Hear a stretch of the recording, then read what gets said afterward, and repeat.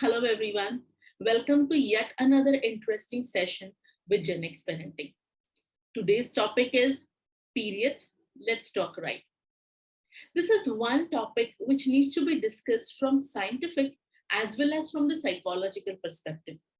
Because as delicate as this topic is, it's an opportunity for moms or parents to strengthen their bonding with their children.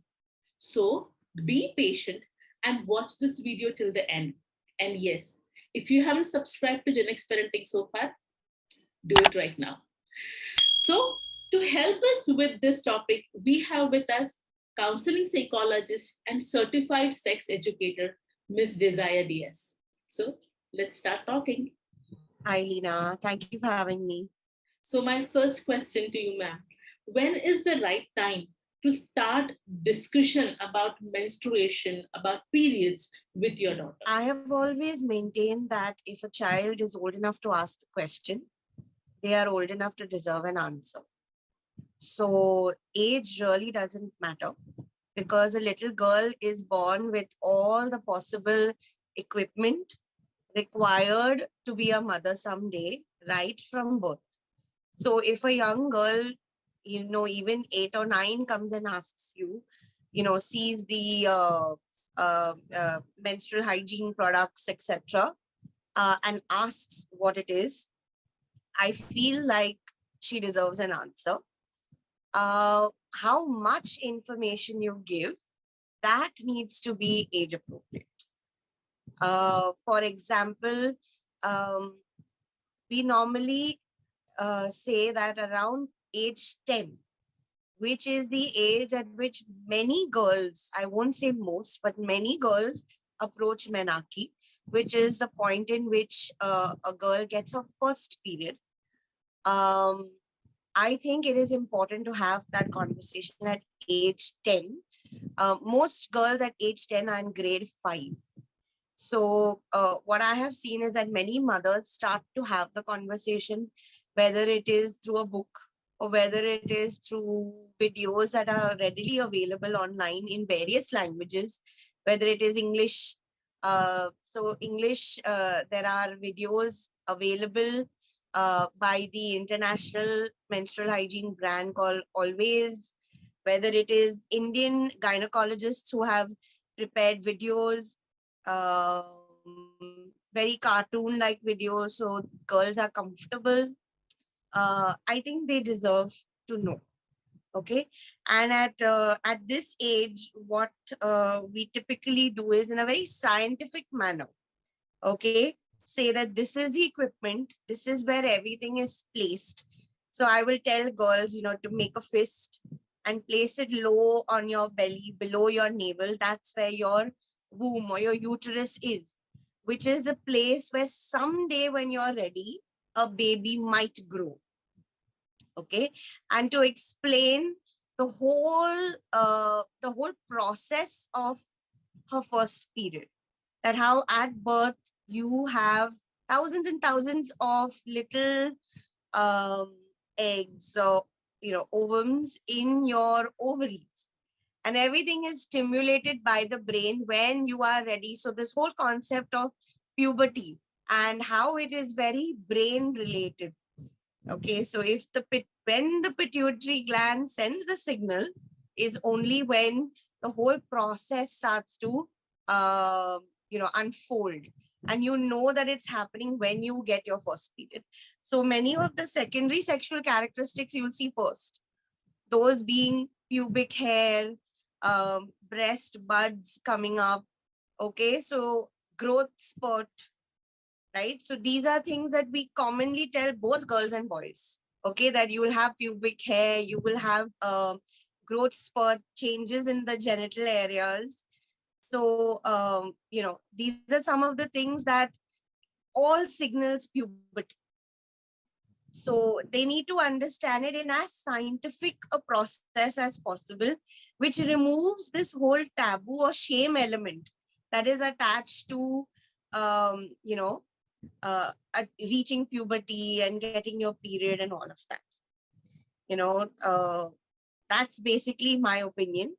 Uh, Culturally, in India, we still have girls getting more detailed of a talk in grade 5, and the boys are kind of left out.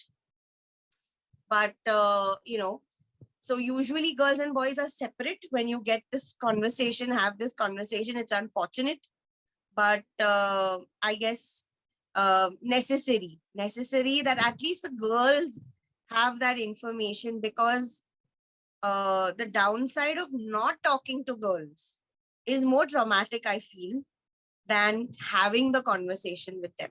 Actually. Because I've had sessions where girls have started to cry because their mothers have not said anything to them. So so having heard that, oh my god, this is very overwhelming. Okay. I've had instances where girls have just broken down and said, oh my god, this is going to happen to me and I don't know how to deal with it. So empowering, nothing can replace that conversation with your mother, because that is the one person you go to when you are stressed, when you are strained, when you are confused.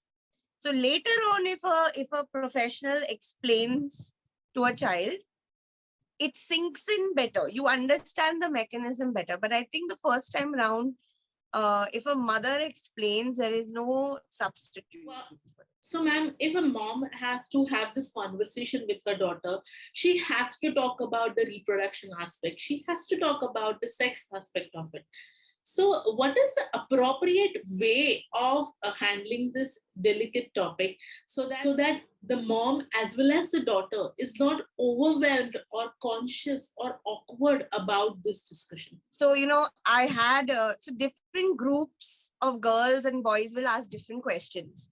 But let's stick to the girls right now, because we do this separately for girls and boys. So we don't talk about menstruation with the boys. We talk about hygiene with them. So the girls, I've had one girl who asked, but then how does the baby become from the egg only? Or, what happens? So, this is the sex question. So I wasn't really completely prepared to answer it. But what I did tell this child, and of course all the children listening, the girls listening, is that two people, a man and a woman, okay, have to do something and be very, very close to each other. So that the man has something and the girl or the woman has the egg. And when they come very close to each other, is what I said. Okay. Uh, it's passed on. And then if it meets the ovum, that's when the baby enters the womb and begins to grow. And that instruction was more than enough. So they could have, I was lucky. She could have asked further, like, but how? Can you tell me how? Right? Scientifically, how? So I think vocabulary about their private parts is really important. So I say vulva, I say vagina, I say cervix, I say ovaries, I say fallopian tubes. For the boys, I say scrotum, penis, shaft, foreskin, all of that, so that they're comfortable with the terminology. I think it's even with the larger case of abuse, which is so rampant with our young girls and boys, I think it is very, very important that young people are able to say, in an articulate manner, that somebody has touched my vagina. Okay. And has, touched me in an inappropriate manner. So I think that vocabulary becomes very, very important with young children. So it's better to say, so with my son is 9 now. From the very beginning, I have said penis.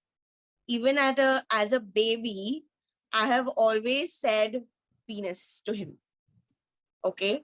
Even though other family members have said PP, I have always used the word penis. So if you had to ask him, even at this stage, what is that part between your legs called, he will say penis.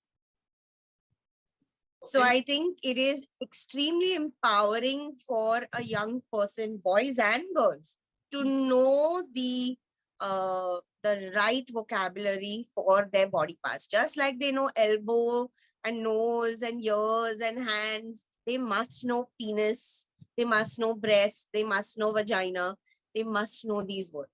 Okay. Any course that you take on child sexual abuse, trainers will always tell you that the reason many children don't report abuse is because they don't have the words. They don't have the vocabulary to tell their parents that this is what was touched. Okay. Or even if they have an infection or a burning sensation, they're not able to articulate and tell you. Okay. So it is so important to give children and make it okay. Like with young boys, when I have this conversation with 10-year-old boys, I talk about erections, I talk about ejaculation, I talk about sperm and masturbation also. So I think Capacity to understand this. I mean, do they accept it? they do. So they do. So, it's a scientific, you see, if it's said in a way that is just scientific, kids are not bothered at all. At all. So what I say is that even a 5-month-old baby boy, you are a mom of 2 boys. Okay. I don't know if you have noticed it, that even a 5-month-old is capable of an erection. Now, an erection in a grown man is associated with sexual fantasy. But for a little baby, there is no sexual fantasy. It is maybe a cold wind when you change the baby's diaper. You'll find the penis getting erect. It is just an organ that has blood vessels there. And when there is a stimulus, whether it is cold or whether he is touched in a certain way, the penis will become erect. Okay. So that's It's my as plain as that. It's as plain as that. They must know that, because boys need to know how to pull their foreskin back and clean the penis of the smegma. Okay, which if it's not pulled back and cleansed, grown boys have a lot of issues there. And as common as UTIs are with girls, it can be very, very complicated to treat in men. They will have to be hospitalized for a UTI. As a mother of 2 boys, I always feel that it is responsibility of a parent to raise men who are sensitive towards women. Do you think educating boys also about the changes his fellow girl classmates or fellow girl friends who are undergoing will make them sensitive towards it, and we do our bit in terms of ensuring comfort to women?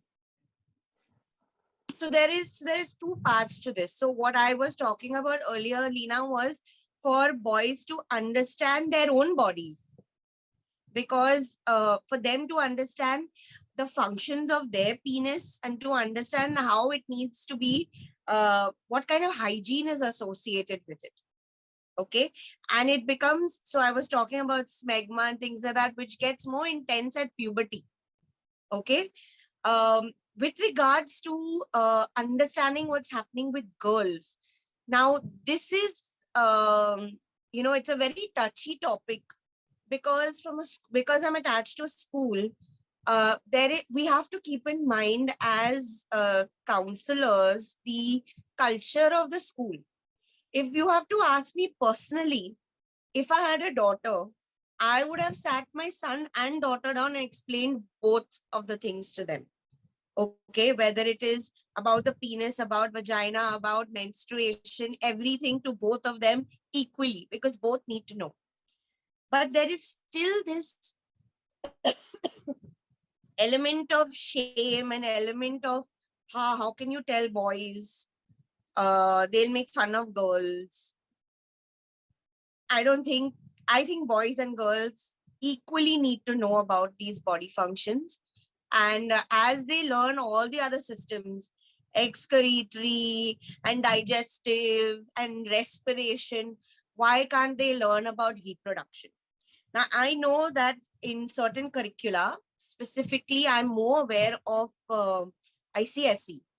In grade 8, there is detailed chapters on reproduction. Okay. So a lot of it gets covered there in grade 8. Okay. In terms of the science behind it. Okay. Okay. But there are a lot of emotional changes also that take place. Okay. Boys and girls understand sex. And I think some conversation about the responsibility around sex needs to happen. So to understand, you know, to put it in perspective, um, intercourse is just one aspect of one's sexuality. Okay. So to explain that to children, take some skill and take some sort of patience, because when we do this talk with our ninth graders, we have both girls and boys. Okay. There we are not talking specific organs, but we are talking about relationships. We're talking about um, there are these hormones raging, and we typically start with a game called sex is dot dot dot, complete the sentence. Okay. And we get a lot of giggles and a lot of laughs, and the girls are typically very uncomfortable, but the boys will give you fun and exciting. And ninth graders, yeah, yes, it's exciting and thrilling and all of those other things. And they're getting a lot of their information from the media. So I've had young people, boys, tell me that all I need is my phone. Everything is accessible on the phone, which means pornography. So all of their information and all of their understanding of what intercourse is all coming from pornography. And I always have this, I look them in the eye and tell them that pornography is not intimacy. Okay. And for them to understand this, that it completely changes the wiring of your brain. And when you do have a intimate relationship with your partner, you may not be able to do what you're expected to do, because your brain is so used to those images. Yeah. Okay, that you're seeing in pornography. And believe me, they're young. They don't fully buy what I say, but they listen. They do listen. I think this is very right, because they are if you don't talk to them about it, then they will try to find out that information from the available source. And unfortunately, the available source that they are referring to is absolutely wrong. And that gives them some wrong ideas about manliness, about sex, about intimacy. And you grow up with those ideas, and going ahead, if you do not change, then it affects you very badly, and psychologically also it leads to a very bad impact. That's a very, very valid point. So might as well after that conversation, I'll have many boys coming to me and saying, Miss, I am masturbating all the time. I'm compulsively doing it. How do I stop? How do I concentrate on my studies? Because it's taking attention away.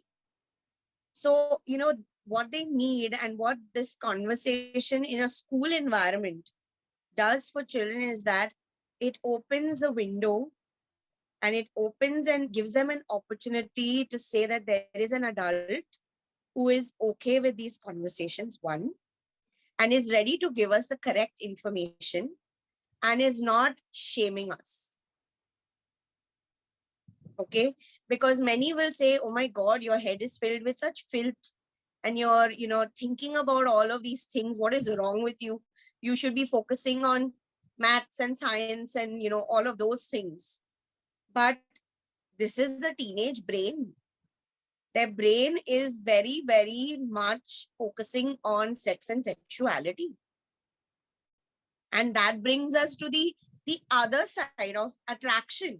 That am I attracted to boys being a boy? Am I attracted to a girl being a girl? Do I like both boys and girls? So I think it's so important for therapists or an understanding teacher who's trained in this area to be able to be empathetic towards these young people, because they are exploring at this stage and it is expected. The exploration is expected, but they need a space to talk about it as plainly. Okay. So typically, if a young person comes to me and says, you know what, I think I'm gay, or I think I'm bi, they're looking at my face for how am I responding?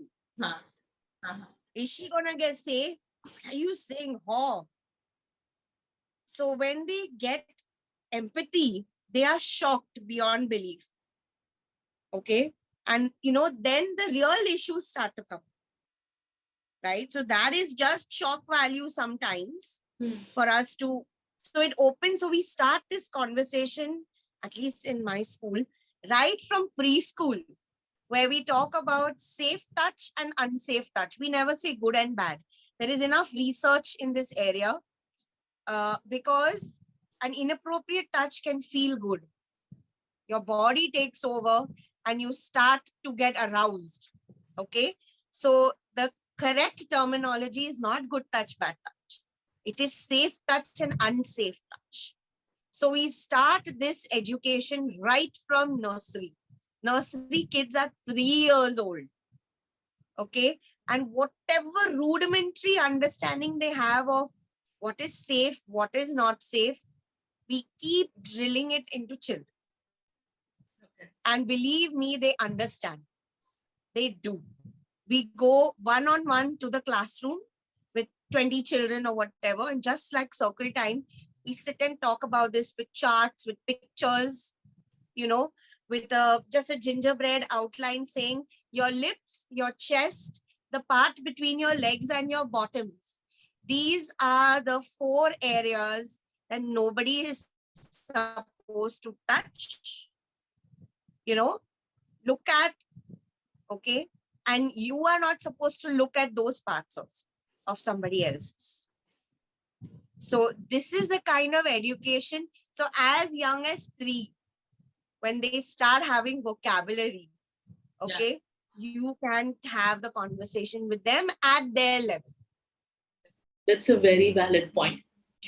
Coming to our next question, any behavioral change you advise that a mother should take note of before her daughter gets her first period? Also, how do moms prepare their daughters for that first time? And considering the options available right now, that there are sanitary pads, there are tampons, there are menstrual cups, which are very planet friendly and which are very hyped nowadays. So, what do you suggest a first timer should opt for? So typically, you will find a lot of mood swings with girls.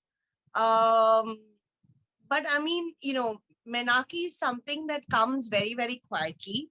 You will not see like major PMS with young girls.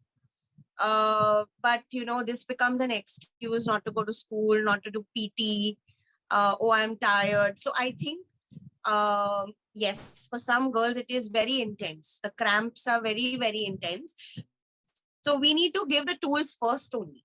So what I tell girls is that you can make a little kit for yourself. Okay. Your little period bag is what you can have in your school bag. So I'll show them a pouch and how to use a sanitary napkin.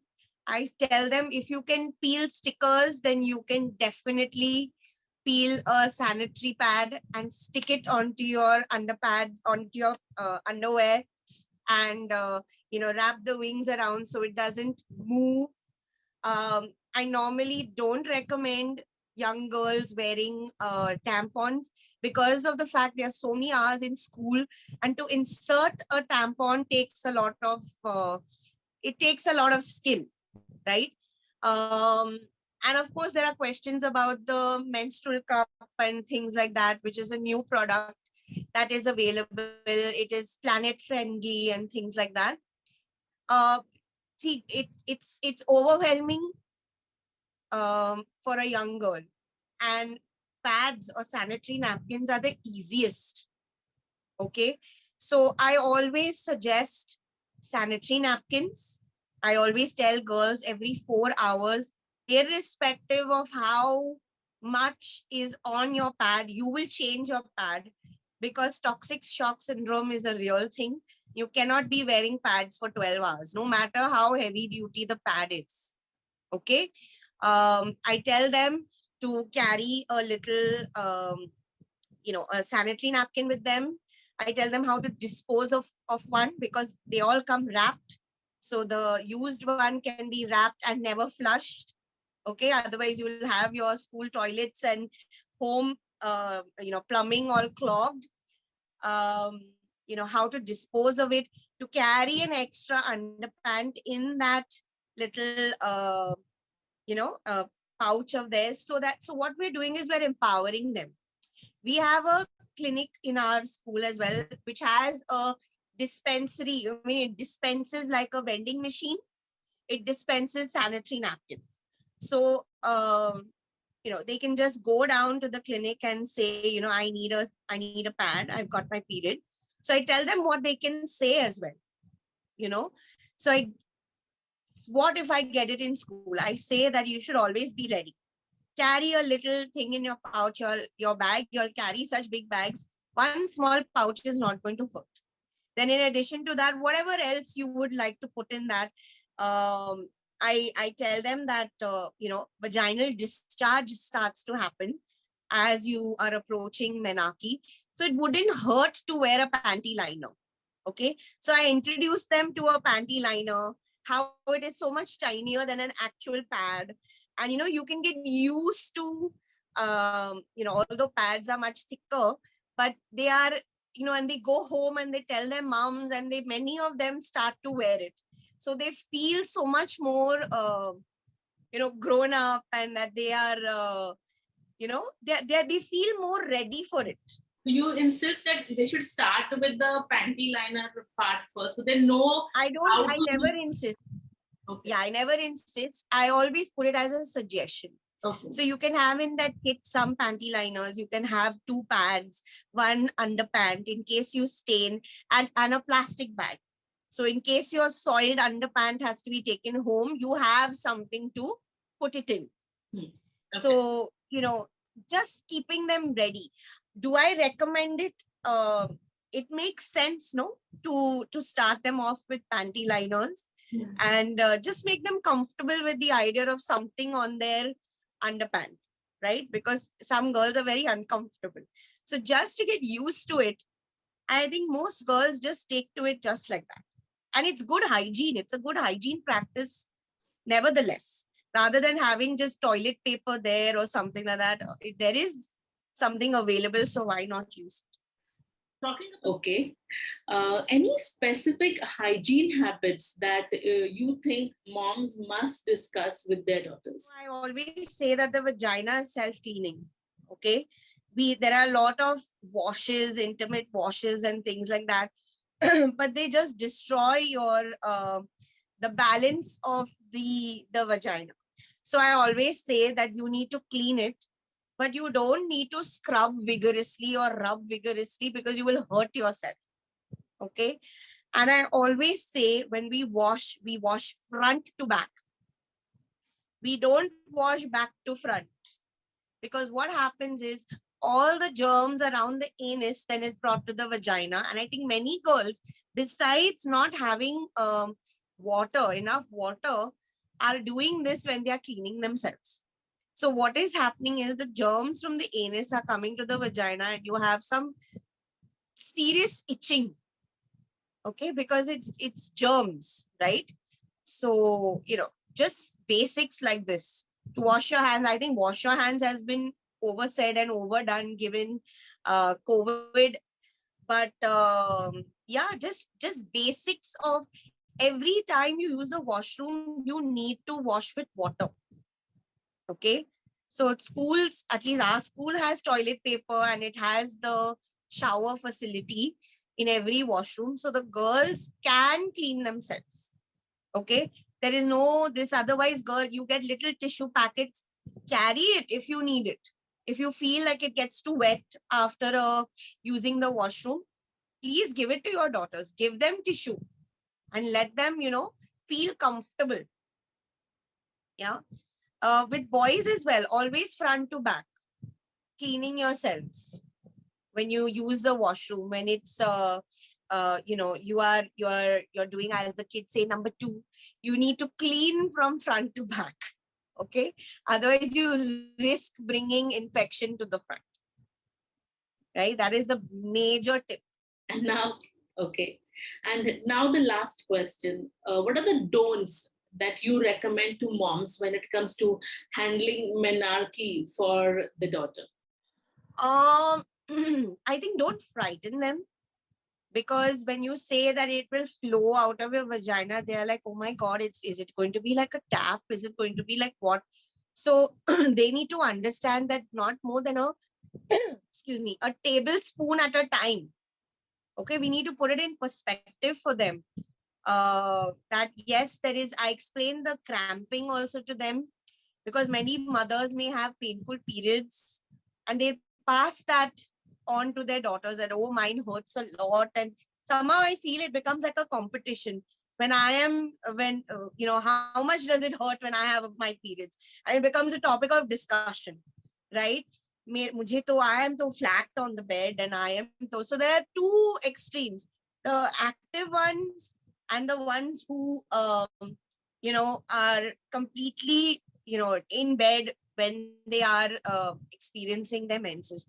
It's different for each woman. It needn't even be exactly like your mother's.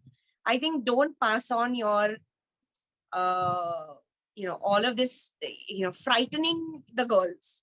It doesn't make sense. Don't play down their pain also, because things like endometriosis and all that are very real.